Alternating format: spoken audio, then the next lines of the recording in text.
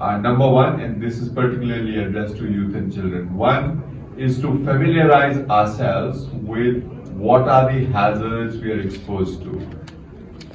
Look at the hazard maps. They are all available now. Many of these things are open source now. If you live in an area which is prone to floods, which is prone to cyclones, you should have the awareness that these are the hazards that can occur. The second is that before an event occurs, it is important to understand who are the people who provide information on that. So, you should not be visiting your meteorological agency website just when a cyclone is occurring. You should be visiting it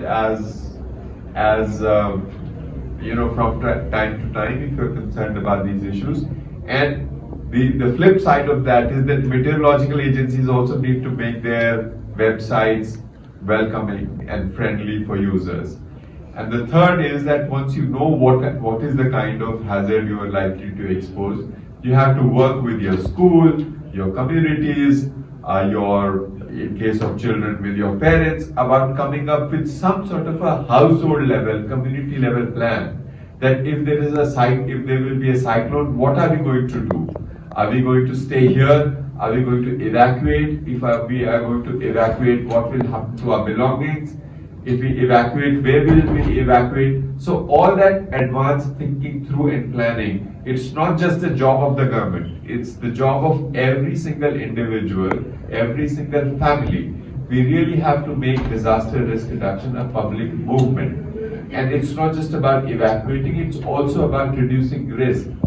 So if you live in a cyclone-prone area, are your roofs properly tied to the walls so that if there is wind, they don't get blown away? And to tie a roof to a wall to withstand not very high wind speed, but high wind speeds is not very complicated. By simple techniques, we can reduce the risk of that damage. Thank you.